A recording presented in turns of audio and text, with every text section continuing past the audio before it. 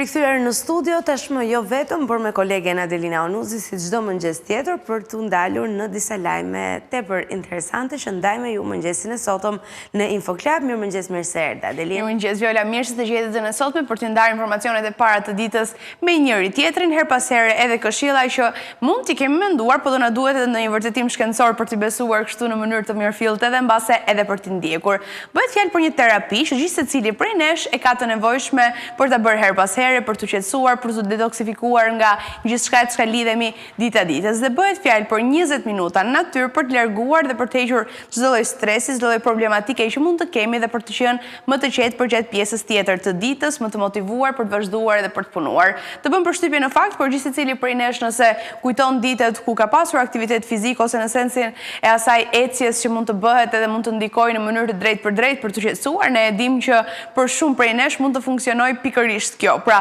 kur jemi të mërzitur, kur jemi duke kaluar një ditë mbase jo dha ishte këndshme, themi po dalim për ecje.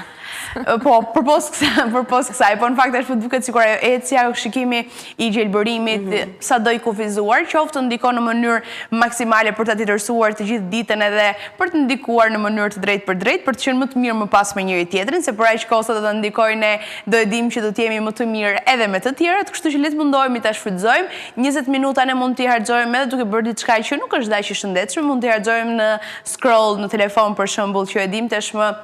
që është bërë një pjesë mjaft e rëndësishme e ditës tonë. Justifikojmë njëherë pas here për faktin se kemi punë në celulare dhe mbase kjo është një arsye pse do duhet ta kemi gjithmonë, por duke qenë se kemi mundësi të gjejmë justifikime për celularin apo çfarëdo lloj aktiviteti tjetër, le të gjejmë justifikim edhe për 20 minuta ecje në natyrë për të marrë atë terapinë e duhur edhe për ta vazhduar ditën me një intensitet ndryshe dhe për të qenë sa më produktiv, sepse në fund të ditës gjithë secili prej nesh dëshiron të përmbyll të gjitha ato detyrat që ka vënë që nga mëngjesi, kështu që le ta shfrytëzojnë maksimalisht natyrën për ata që e kanë kështu atë gjelbërimin e tyre, për të tjerë duhet të bëjnë mbase edhe disa minuta më shumë për të shkuar edhe për ta shijuar natyrën. Është e rëndësishme që her pas here ne të lidhemi me atë se çfarë duket kaq e natyrshme për ne,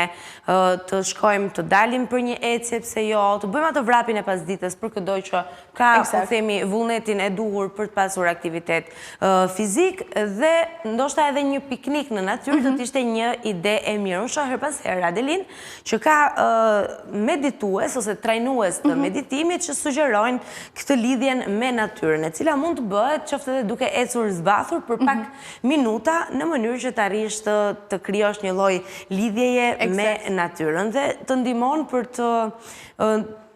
punuar me veten, është si një lloj terapie. Në Japoni e kemi parë që një prej terapive më të sugjeruara dhe më të famshme është të ecësh në pyll, aq më tepër në ditë me shi, duket sikur e bën punën akoma edhe më mirë, kështu që pse jo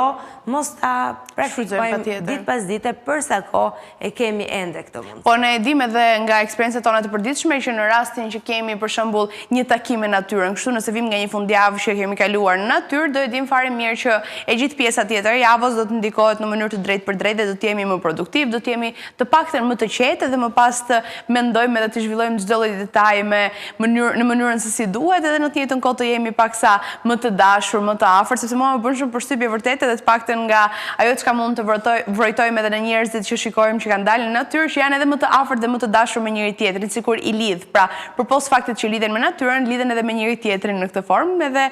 për aq kohë sa ky është përfundimi që mund të ketë natyra, pse jo ta shfrytëzojmë maksimalisht. Sa të përfundoj kjo periudha alergjive dhe më gjeni çdo ditë tek liçeni. Shkojmë tani tek një lajm tjetër. E di pse duhet ta shfrytëzoni maksimalisht natyrën, sepse ndodh që Donald Trump për shembull mund mendoj të rikthej diçka që më herët është parë si një prej, le të themi, ndërtesave më të tmerrshme në gjithë globin, por patjetër nuk lidhet me ju, por është një sinjalizues, le të themi, që duhet ta vlerësojmë lirinë dhe ta duam faktin që kemi mundësi ta bëjmë atë ecje në natyrë, kemi mundësi të shkojmë të takojmë njerëzit tanë të dashur, sepse presidenti amerikan Donald Trump sigurt mos mjaftohej me tarifat ndaj gjitha vendeve, me kufizimin e fondeve dhe gjithçka tjetër të cilat i kemi përmendur her pas here dhe besoj tashmë na janë bërë si një himn në mënyrën se si tingëllojnë tek ne, ka njoftuar edhe se do të rihap dhe do të rindërtoj burgun e famshëm dhe famkeq të Alcatrazit. i cili është burgu më famkeq në të gjithë botën. Nuk e di pse vjen pikërisht ky mendim i Donald Trump deri në këto momente, sepse nuk dim të ketë bërë diçka konkrete përveç faktit që mund të ketë konkretizuar përmes këtij shkrimi dhe këtij njoftimi që ai ka bërë në platformën Truth, por me sa duket aty do të dërgohen kriminalët më të dhunshëm të vendit, sikurse e ka lajmëruar ai. Por ajo çfarë është shqetësuese në rastin e deklaratës së bërë nga Donald Trump në Truth, është fakti që ka përmendur si njerëz të cilët mund të dërgohen në Alcatraz nëse ai do të rifillojë funksionin e tij, do të përfshihen edhe emigrantët e palishëm, të cilët fillimisht ishin planifikuar të shkonin në një tjetër vend. Dhe pyetja morale që lind në këtë rast është nëse na duhet vërtet një burg i tillë në vitin 2025. Dhe çfarë mund të shkaktoj më tej? Eksakt, përpos saj tashmë para aq kosa bëhet fjalë për Trump, ne kemi parë duke marrë masa drastike edhe duke sjell surpriza të shumta në të gjithë botën edhe duke prekur gjithçka në këtë rast, edhe mbasi nuk ishte e pritur që të bënte një ndryshim të tillë ose të lajmëronte për një burg kaq famkeq, por megjithatë ai është Trump edhe e ka ndryshuar të gjithë historinë. Patjetër që kritikat janë të shumta edhe në këtë rast, edhe pak por e sigurt që do të vazhdojnë, do kritikohet për atë çka mund të përfaqësojë edhe në të njëjtën kohë se si mund të ndikojë në vazhdim, por që gjithsesi ky mbetet një lajm që ende nuk është sjell të paktën, nuk është bërë konkrete, nuk kanë filluar të shkojnë kriminalët më të mëdhenj ende dhe nuk është rikthyer ky burg famkeq, por megjithatë e kemi parë që nuk është se merr një kohë shumë të gjatë në momentin që thotë se do të ndodhë realitet të gjitha ato çfarë thotë dhe premton edhe i deklaron hapur. Për t'ju rikthyer pak vetëm historisë, në vitin 1934 ishulli i Alcatrazit u shndrua në një burg federal, kjo sepse favorizohej kufizimi dhe izolimi nga pjesa tjetër e botës apo ndaj çdo arratisje të mundshme, sepse rrymat rreth ishullit ishin tepër të forta dhe temperaturat e ujit ishin tepër të ulta, kështu që e bënte të pamundur për çdo që mund të mendonte të arratisej, sepse edhe nëse ja dilte të arratisej nga burgu i cili kishte një siguri tepër të lartë, do të ishte shumë fatlum nëse do të rezistonte pikërisht këtyre temperaturave të ulta. Ka pasur disa filma të cilët janë bazuar në historinë e Alcatrazit, është mbyllur në vitin 1963 dhe tani është një atraksion i madh turistik,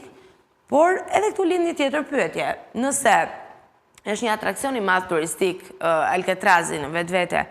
pse do duhet që Trump ta rikthej si një burg me funksionin e tij të mëparshëm? Mbeten shumë pyetje të cilat patjetër do të kenë nevojë për një përgjigje, por këtë përgjigje jam e bindur që do ta marrim në vijim nga vetë Trump, i cili nuk lë shumë kohë nga një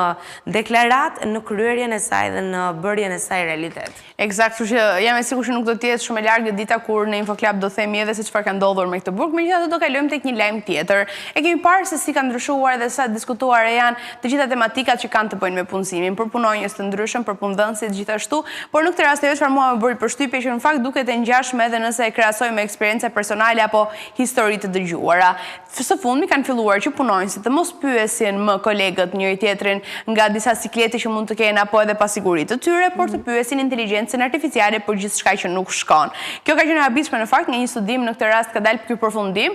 duket e pritshme deri në një çfarë mënyre dhe kritikat kanë qenë të shumta në këtë rast, më shumë se sa tek ajo dëshira që ata kanë për të bërë gjërat në mënyrë autodidakte, për të mësuar vetë dhe pa pyetur edhe të tjerët, por megjithatë duket sikur inteligjenca artificiale në këtë rast po largon atë ndërveprimin njerëzor. Pra nëse ne jemi në një zyrë, në një redaksime që po flasim për media në këtë rast, më parë do pyes inteligjencën artificiale sa një koleg tjetër që mund të jetë me shumë eksperiencë aty. Nuk dihet se çfarë ndikohet pra në aspektin që mund të jetë i pa dikush që nuk mund të ndihmojë në një moment caktuar apo jo me atë dëshirën e jashtëzakonshme dhe ndjen këtë mungesën e dëshirës dhe i drejtohesh inteligjencës artificiale, por megjithatë nëse mendojmë më afatgjatë ndikon në mënyrë të drejtë për drejtë në atë ndarjen edhe në mos veprimin mes njëri tjetrit. Është e habitshme, por nga ana tjetër ne kemi parë që kjo mund të ketë funksionuar edhe vite më parë, pra në këtë rast nuk kemi si ti dërgojmë të gjithë fajin inteligjencës artificiale, të paktën edhe nga ekspertë ndryshëm të fushës së punësimit, e thonë që punojnësit edhe vite më parë, pra kanë pasur atë ndrojtjen mbase apo edhe kompleksin e tyre për të pyetur tek kolegët se çfarë mund të jetë një hap, edhe më përpara futeshin për shembull në YouTube edhe kërkonin se si mund të bëhet kjo gjë, nëse mund të bëhet tjetra. Nuk e gjenin, atëherë do drejtoheshin. Do ishte opsioni i fundit. Ai do ishte gjithmonë opsioni i fundit. Nuk është turp, të kërkosh ndihmë, e ritheksojmë edhe një herë. Patjetër mund të drejtoheni edhe ChatGPT-s, po kujtohuni pak edhe për ato 100 miliona që i kushtojnë ChatGPT-s për pyetje të cilat mund t'ja kishin drejtuar një kolegu. Që mbase nuk do kërkoj paraj shumë sa mund të harxonte nëse është shqiptar, jo vetëm që s'do kërkoj para, po do të tregohet edhe shumë i gatshëm për të ndihmuar. Le të shpresojmë, në fakt për të bëjnë hapi të gjitha. Ne nisemi nga rasti jonë se nuk e dim se si keni ju kolegët. Mirë, këto ishin edhe informacionet që kishin përgatitur për ju në InfoKlab.